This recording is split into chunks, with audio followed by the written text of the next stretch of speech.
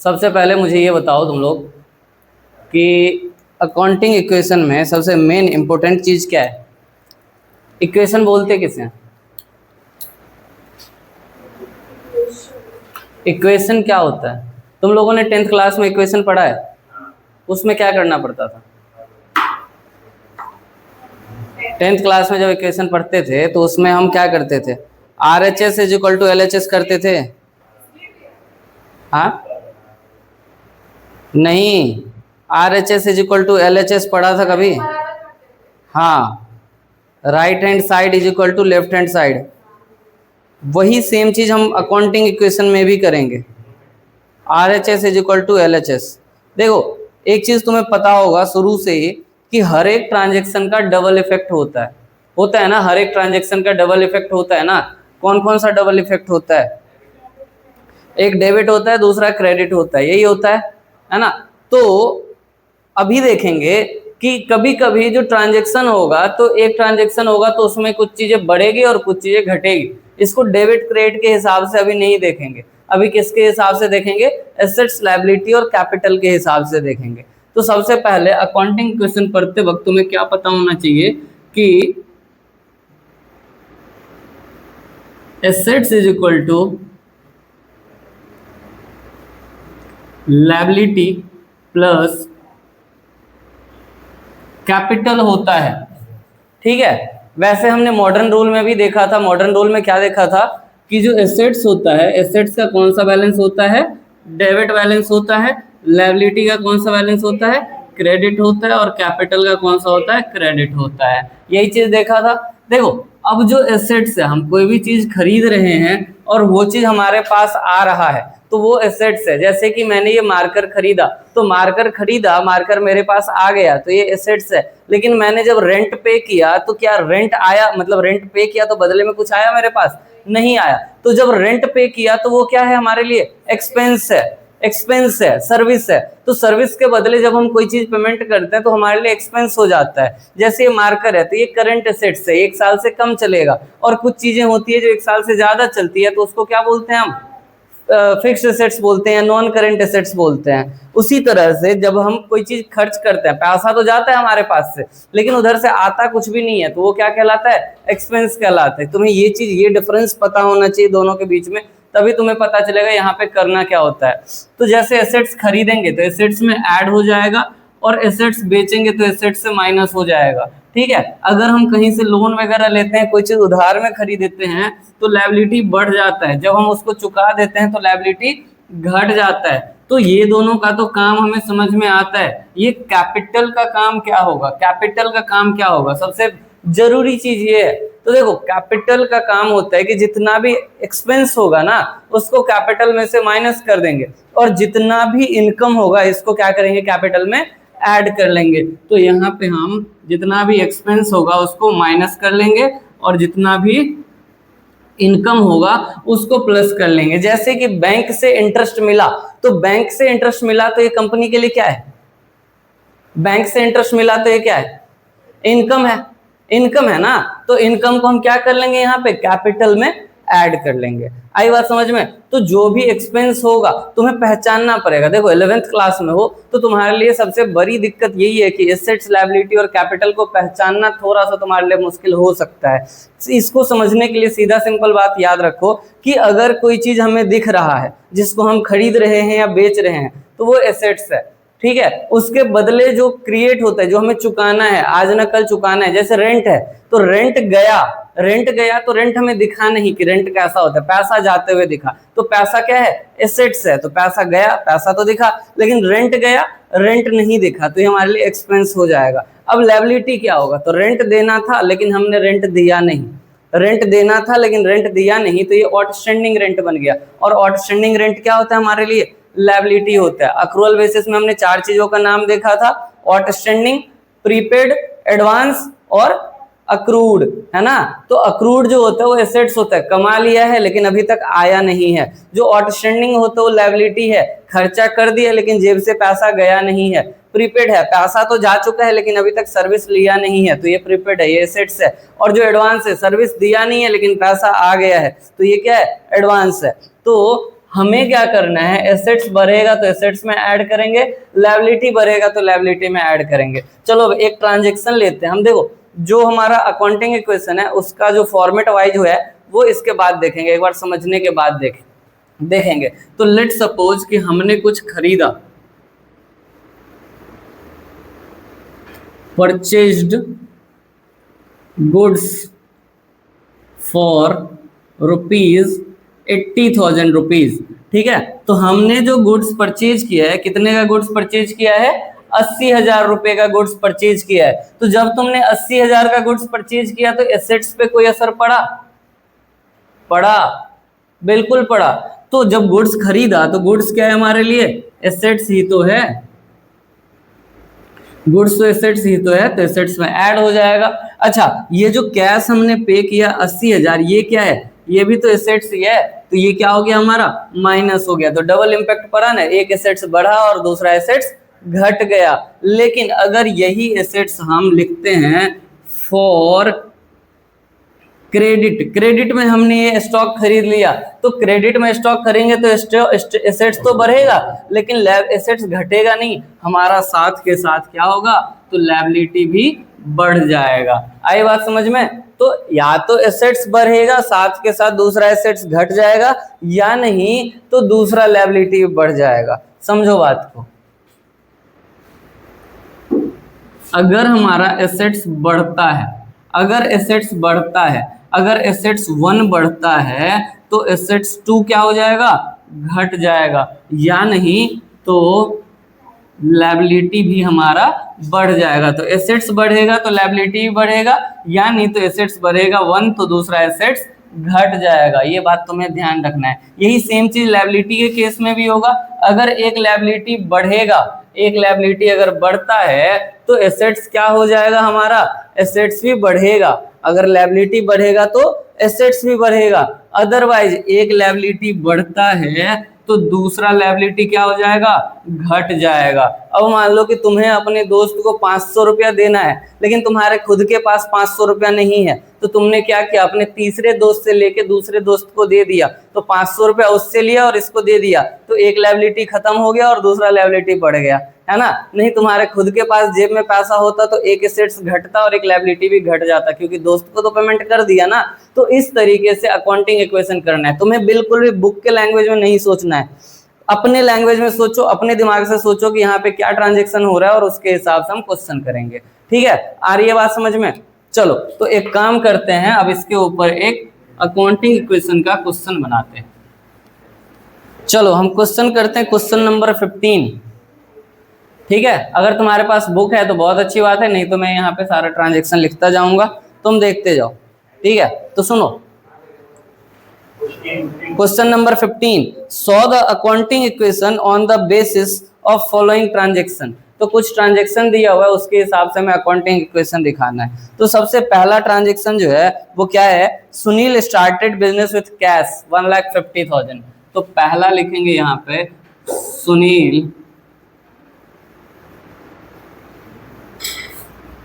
started business with cash ₹1,50,000। देखो यहाँ पे क्या हुआ, सुनील ने बिजनेस स्टार्ट किया कितने रुपए का, 1.5 लाख रुपए का, 1,50,000 का। तो जब 1,50,000 का बिजनेस स्टार्ट कर रहा है तो यहाँ पे क्या क्या इम्पैक्ट पड़ रहा है हमारे ट्रांजेक्शन में, कैश बढ़ रहा है और साथ के साथ कैपिटल बढ़ रहा है ना।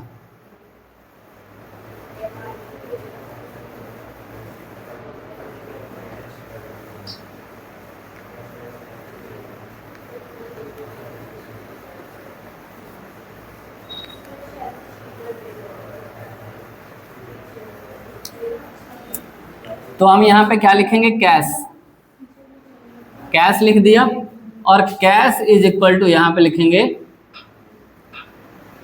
कैपिटल। तो कैश कितने से बढ़ रहा है, 1,50,000 rupees is equal to capital भी बढ़ रहा है 1 लाख।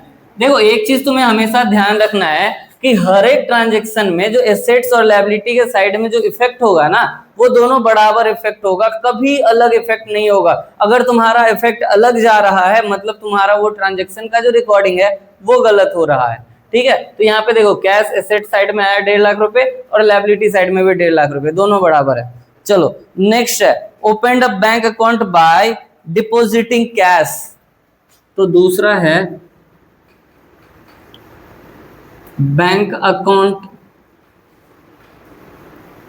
ओपन, कितने रुपए का? 25,000 रुपए का बैंक अकाउंट ओपन किया। तो बैंक अकाउंट ओपन किया तो एसेट्स में क्या इफेक्ट आया?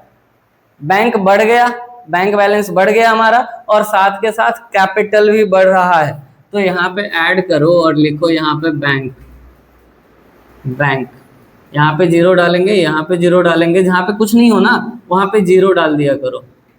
25,000 और इज इक्वल टू कैपिटल में फिर से 25,000 आ गया। ठीक है, दो ट्रांजेक्शन हो गया। थर्ड नंबर ट्रांजेक्शन क्या है? He sold his personal car. यहाँ पे पर्सनल कार बेचा जा रहा है, किस काम के लिए? And deposited the amount in the firms bank account.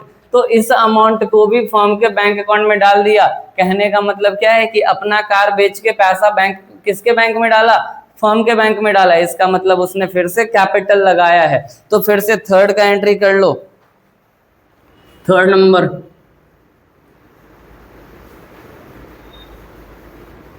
Amount deposited into bank. कितना रुपया डिपॉजिट किया है? 50,000 रुपीज। तो 50,000 से हमारा क्या बढ़ गया? बैंक बढ़ा है बाबू, बैंक में 50,000 डाला है तो बैंक बढ़ा है, कितने से? 50,000 से। और साथ के साथ हमारा कैपिटल फिर से बढ़ गया 50,000 से। अब देखो इसके आगे क्या बोला? इसके आगे बोला he purchase a building and furniture. तो देखो अब फर्नीचर बिल्डिंग परचेज हो रहा है, कैपिटल का काम तो यहाँ तक खत्म है। तो हम क्या कर लेते हैं, इसका टोटलिंग कर लेते हैं एक बार।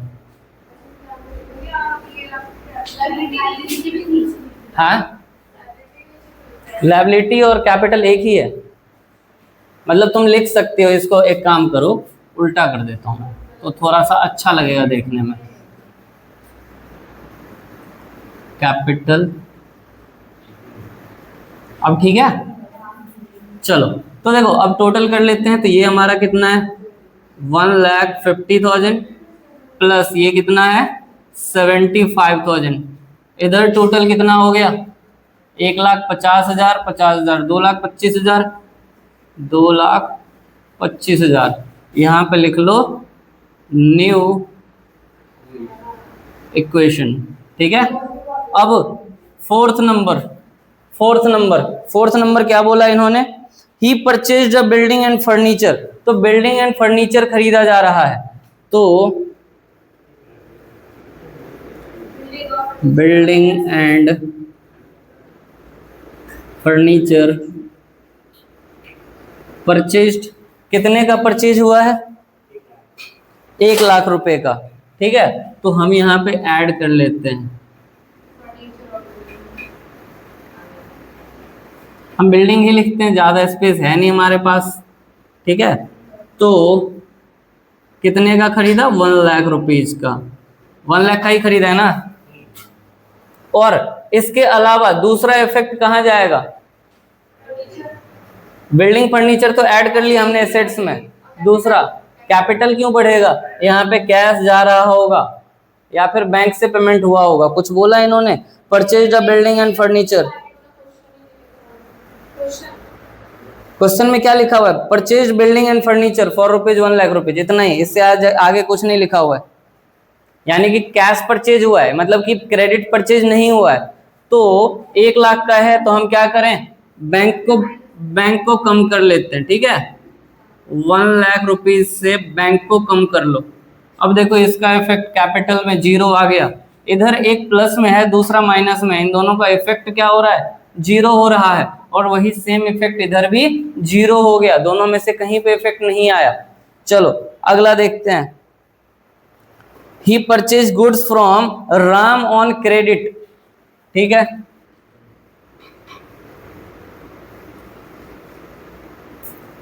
Purchased goods from Ram, Ram से गुड्स परचेज किया है, कितने का परचेज किया है?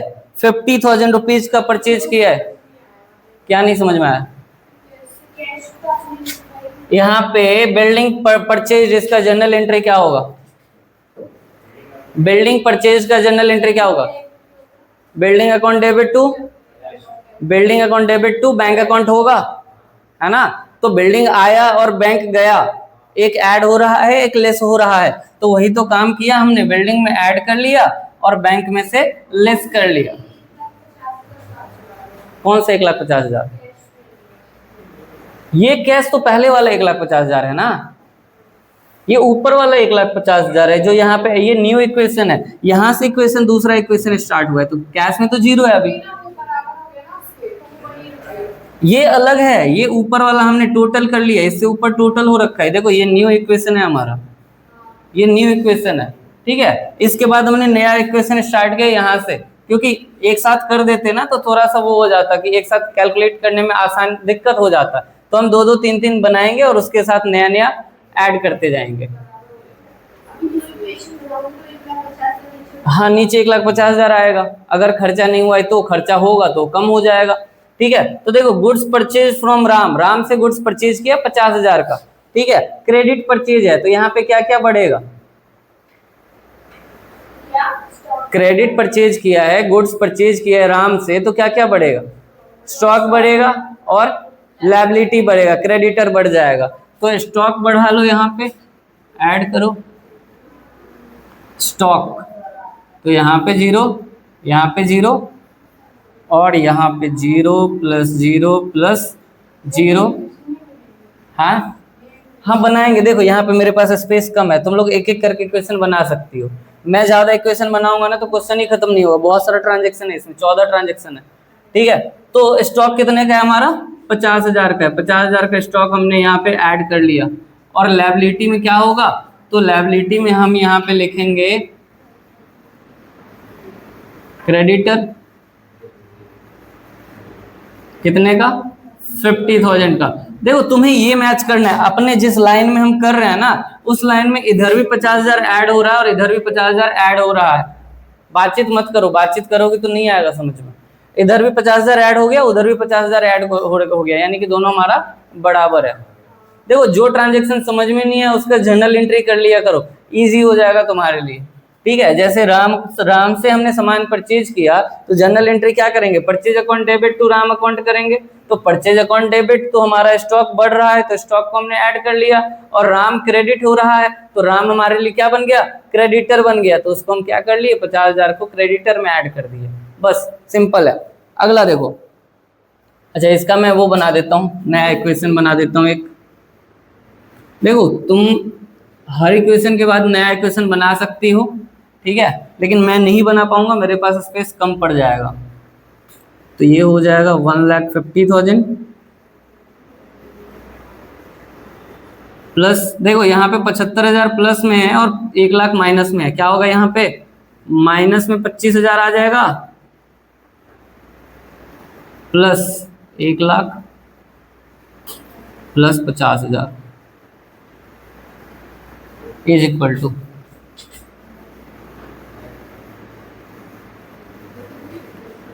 अभी देखो चेक करेंगे कि हमारा ये इक्वेशन इस इक्वेशन से मैच कर रहा है या नहीं कर रहा है, तो इनको टोटल करेंगे तो कितना होगा? ये 1,50,000, 2,50,000 और 2,00,000, 3,00,000 माइनस 25,000 कितना हो जाएगा? 2,75,000, और इधर 2,25,000 और 50,000 कितना हो जाएगा? 2,75,000 हो गया ना, मैच कर गया, ये हो गया न्यू इक्वेशन। चलो अगला देखो 6 नंबर, ही पेड कार्टेज, कार्टेज का मतलब पता है ना, भाड़ा पे किया, तो भाड़ा क्या होता है? एक्सपेंस होता है, इसका क्या करेंगे? पेड कार्टेज, कार्टेज 500 रुपया पे किया, तो 500 रुपया पे किया तो 500 तो कैश में ही गया होगा, तो कैश को क्या कर लेंगे? 500 से कम कर लेंगे, ठीक है, और ये एक एक्सपेंस है, तो एक्सपेंस में भी 500 रुपया से क्या कर लेंगे, इसको कम कर लेंगे। ठीक है, क्लियर है यहां तक। अगला देखो, he sold to Shyam on credit goods costing ₹6,000। ठीक है, क्या बोल रहा है, he sold to Shyam on credit, goods sale किया है श्याम को 6,000 रुपीज का credit sale. Goods sold to Shyam for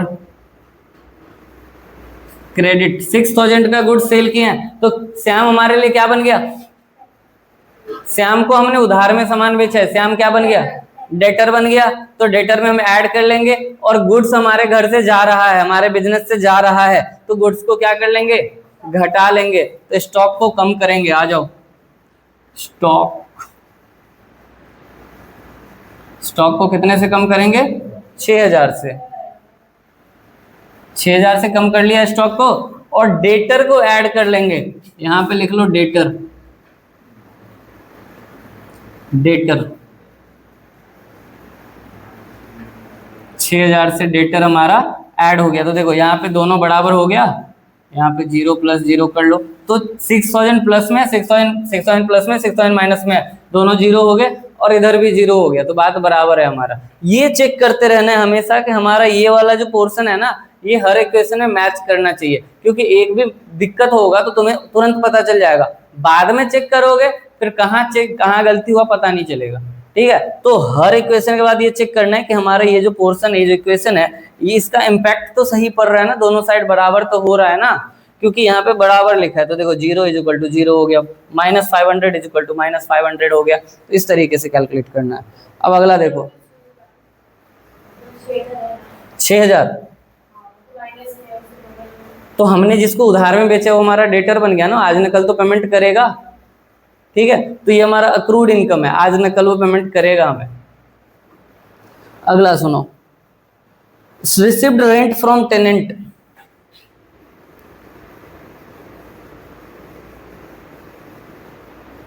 received rent, तुम बताओ ये रेंट क्या है हमारे लिए, एक्सपेंस है, रिसीव कर रहे हैं हम, रिसीव कर रहे हैं, इनकम है, तो क्या होगा इसका इम्पैक्ट, रेंट रिसीव कर रहे हैं हम कितने, 1।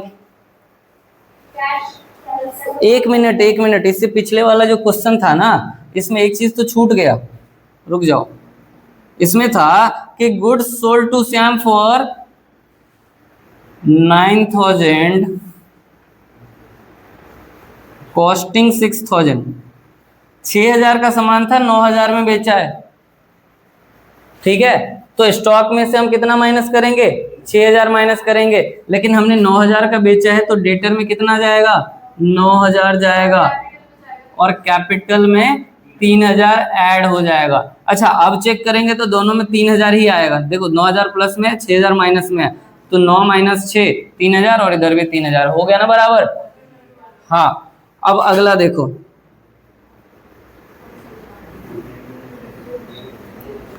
Rent received, rent received, rent हम 1,000 रुपया रिसीव कर रहे हैं, तो क्या करेंगे, इस 1,000 को कैश में ऐड कर लेंगे, कैश में ऐड कर लिया, और क्या करेंगे, कैपिटल में ऐड करेंगे। ठीक है, तो कैपिटल में ऐड कर लो। ठीक है, चलो इसके बाद हम देखते हैं अगला equation, received security deposit for tenant, इसको रहने दो, बता दिया मैंने, ये भी इनकम है।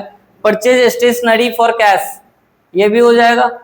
स्टेशनरी क्या है हमारे लिए, एसेट्स है, तो स्टेशनरी को कहाँ दिखाएंगे, स्टेशनरी में दिखा देना।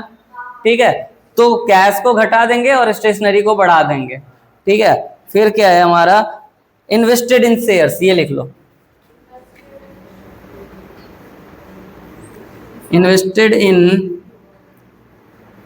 इन्वेस्टेड इन शेयर्स, शेयर में इन्वेस्ट कर दिया पैसा, तो इससे क्या क्या इफेक्ट पड़ा हमारे कंपनी पे, शेयर्स बढ़ा, एसेट्स बढ़ा, और कैश गया। कितना अमाउंट, कितना इन्वेस्टेड इन शेयर्स। अच्छा, लेकिन एक चीज है यहाँ पे, ये लिखा हुआ है पर्सनल, ये पर्सनल है। अब बताओ, कैश गया, ठीक है, और कैपिटल माइनस कर देंगे क्योंकि ड्राइंग हो गया। अपने फायदे के लिए उसने कंपनी का पैसा यूज किया है 50,000 रुपये, तो कैश को माइनस कर लो 50,000 से, लेकिन कैश को मत माइनस करो, बैंक को माइनस करो। जब कुछ नहीं लिखा है और 10,000 से ऊपर का अमाउंट रहेगा तो हम क्या करेंगे, बैंक को यूज करेंगे, और 50,000 यहां से भी माइनस कर लो। इस क्वेश्चन में लायबिलिटी में कुछ दिया ही नहीं। इसके बाद क्या, रिसीव्ड इंटरेस्ट इन कैश, तो इंटरेस्ट रिसीव हो रहा है, ये भी हमारा इनकम है, ये भी पता है तुम्हें क्या करना है। इंट्रोड्यूस्ड फ्रेश कैपिटल, ये लिख लो,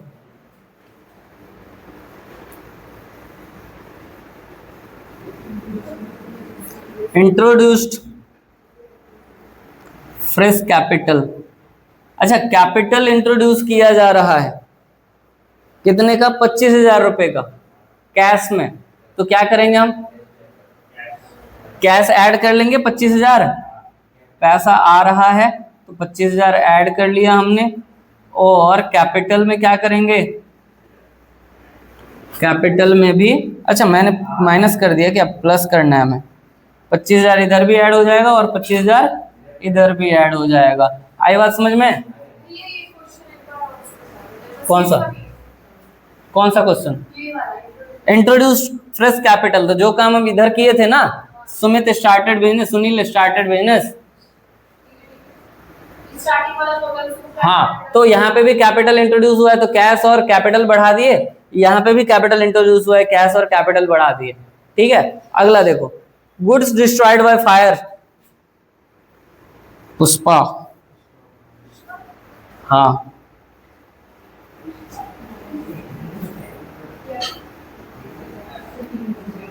गुड्स डिस्ट्रॉयड बाय फायर, हाँ, ठीक है। तो यहां पे क्या हुआ, गुड्स हमारा 500 रुपए का चला गया, क्या करेंगे हम, स्टॉक को माइनस कर लेंगे और कैपिटल से भी माइनस कर लेंगे,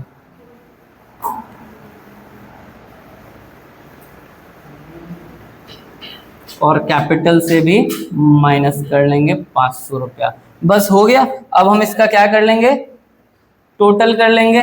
तो टोटल करने के लिए देखो, कैश का कितना हो जाएगा, तो 1,50,000 है, इसमें 1,000 ऐड कर दो, 25,000 ऐड कर दो, 1,75,000, 76,000 में से 500 रुपया माइनस कर दो, तो 1,75,500 आ जाएगा।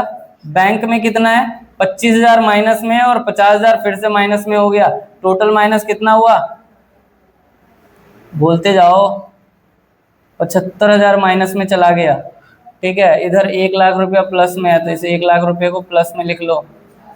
इधर 50,000 प्लस में है, 50,000 में से 6,000 माइनस कर लो, 44,000 होगा, 44,000 में से 500 माइनस कर लो, 43,500 हो जाएगा, और प्लस 9,000 इधर कर लो, इज इक्वल टू, इधर देखो 2,50,000 है, ये 2,500 माइनस में है, और ये, तो इन दोनों को कैंसिल कर लो, 2,25,000 और 25,000, 2,50,000 माइनस 50,000, 2,03,000, ये हो जाएगा 2,00,000। अभी देखो तुम्हें क्या करना है, इनका टोटल मैच करना है, इधर 2,03,000 प्लस 50,000 आया, यानी कि ये टोटल कितना आया, 2,53,000। क्या इधर भी 2,53,000 हो रहा है, चेक करो, तो 1,75,500 है, हो जाएगा, चेक करो, 1,75,000, 2,75,000, 2,75,000, 2,85,000, 85 और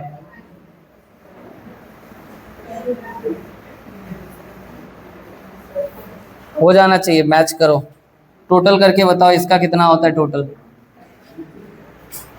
जल्दी करो।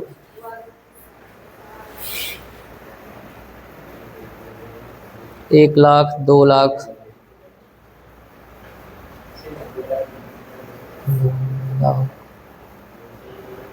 2,10,000, हाँ ठीक है, 2,53,000 हो रहा है इसका टोटल। ठीक है, दोनों ही ठीक है, यानी कि हमारा जो ये अकाउंटिंग इक्वेशन है ये करेक्ट है। आई बात समझ में? अकाउंटिंग इक्वेशन कैसे बनता है? देखो इसमें कुछ भी टेक्निकलिटी नहीं है, जो है सो ये फॉर्मेट है। फॉर्मेट आ गया, तुम्हारा सारा कॉन्सेप्ट क्लियर है। एक क्वेश्चन करके तुम्हारा अकाउंटिंग इक्वेशन कंप्लीट हो सकता है। ठीक है, इससे ज्यादा कुछ है ही नहीं इसमें।